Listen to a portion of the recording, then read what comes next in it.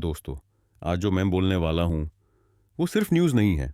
ये आपकी सैलरी, आपकी सेविंग्स, आपका फ्यूचर और पूरी इंडियन इकोनॉमी का वेकअप कॉल है। आज ऑफिशियली $1 इल 90 रुपीज़।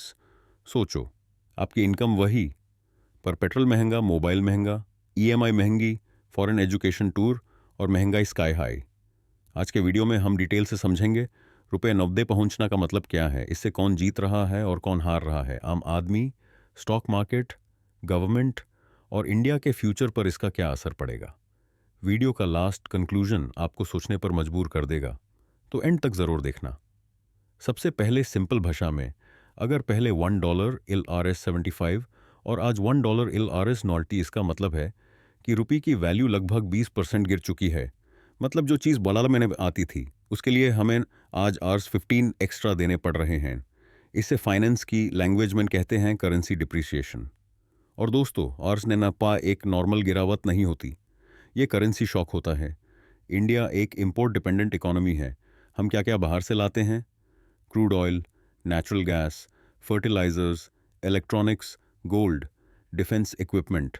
अगर क्रूड ऑयल $80 पर बैरल है तो तीसरे में RS75 के रेट पर RS6000, RS90 के रेट पर R7200। मतलब बिना ऑयल का रेट तो बढ़ले ही इस वंत रूहों ज़्यादा पर बैरल। इंडिया रोज़ लाखों बैरल ऑयल इंपोर्ट करता है। सोचो देश पर कितना बड़ा एक्स्ट्रा बर्डन। इसका डायरेक्ट रिजल्ट, इंपोर्ट बिल बढ़ता है, ट्रेड डेफिसिट बढ़ता है, फॉरेक्स रिजर्व्स पर प्रेशर आता है, रुपी और कमज़ोर होता है, एक विशेष साइकिल बन जाती है। अब बात करते हैं सबसे डेंजरस चीज़ की, महंगाई। RS90 पर सबसे पहले महंगा होता है petrol and diesel, LPG cylinder, बिजली, ट्रांसपोर्ट। और जब फ्यूल महंगा होता है तो पूरी सप्लाई चेन महंगी हो जाती है। सब्जी महंगी, दाल महंगी, दूध महंगा, किराना महंगा, मेडिसिन्स महंगी, स्कूल फीस बढ़ती है, FMCG प्रोडक्ट्स के दाम बढ़ते हैं। इससे कहते हैं इम्पोर्टेड इन्फ्लेशन। मतलब सैलरी वही, खर्चा हर महीने ज़्यादा, सेविंग्स घट जाती हैं, मिडिल क्लास सबसे ज़्यादा पिसा जाता है। RS90 के लेवल पर इन्फ्लेशन 7-9% या उससे भी ज़्यादा जा सकता है। अब सीधी बात आपकी जेब पर।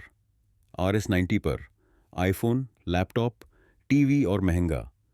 Foreign education almost luxury. Foreign travel सिर्फ एलीट के लिए, नेटफ्लिक्स, एप्स, सॉफ्टवेयर सब्सक्रिप्शन महंगी, इंपॉर्टेंट मेडिसिन महंगी। मतलब वही सैलरी में आप कम चीज़ें खरीद पाओगे। लाइफस्टाइल ऑटोमेटिक डाउनग्रेड होता है। इसी को कहते हैं परचेसिंग पावर का गिरना। अब थोड़ा पॉजिटिव एंगल भी समझो। RS90 पर एक्सपोर्टर्स को जैकपॉट लगता है। अगर कोई US क्लाइंट 1000 पेमेंट करता है, RS75 पर इशूज RS75,000, RS90 पर इशूस RS90,000। बिना एक्स्ट्रा काम किए ही RS15,000 एक्स्ट्रा प्रॉफिट। इसका फ़ायदा किसको होता है? IT companies, TCS, Infosys, pharma companies, chemical exporters, auto parts, textile industry. इनकी प्रॉफिट बढ़ती है, जॉब्स बढ़ती हैं, GDP को थोड़ा सपोर्ट मिलता है। लेकिन याद रखो, ये फ़ायदा लिमिटेड लोगों तक होता है, पूरी पॉपुलेशन तक नहीं। यहाँ एक लॉजिकल सवाल उठता है, अगर वीक करेंसी एक्सपोर्ट बढ़ाती है तो चाइना, जो सबसे बड़ा एक्सपोर्टर है, अपनी करेंसी को स्टेबल क्यों रखता है? रीज़न सिंपल है, इंडिया का रुपये मार्केट के हाथ में है। FIIs, oil prices, dollar strength से चलता है। चाइना का युआन गवर्नमेंट कंट्रोल्ड होता है, आर्टिफिशियली स्टेबल रखा जाता है, इसलिए चाइना सडन क्रैश या सडन स्पाइक होने ही नहीं देता। रुपये RS90 पर जाता है तो स्टॉक मार्केट का रिएक्शन मिक्स्ड होता है। Winners IT stocks, pharma, chemical exporters. Losers aviation, oil marketing companies, FMCG, telecom, infrastructure. सबसे dangerous factor, foreign investors panic करते हैं, पैसा निकाल कर US बॉन्ड्स में डालते हैं, निफ्टी सेंसेक्स वॉलेटाइल हो जाता है, मिड कैप और स्मॉल कैप सबसे ज़्यादा गिरते हैं। रुपये RS90 पर आते ही RBI मजबूर हो जाता है डॉलर बेचकर रुपये बचाने को, इंटरेस्ट रेट्स बढ़ाने को, मार्केट से लिक्विडिटी खींचने को।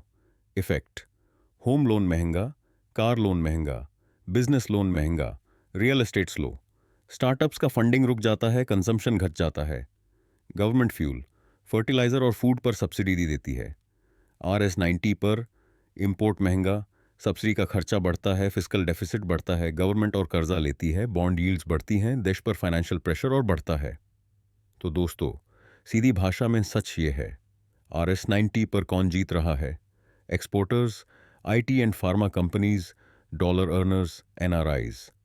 RS-90 पर कौन हार रहा है? आम आदमी, middle class salary earners, students, travellers, import based businesses, government finances. अगर आपको ये रियल इकोनॉमिक एनालिसिस पसंद आया हो तो वीडियो को लाइक करो, चैनल को सब्सक्राइब करो और कमेंट में लिखो ₹90 अपॉर्चुनिटी या डिजास्टर। मिलते हैं नेक्स्ट वीडियो में।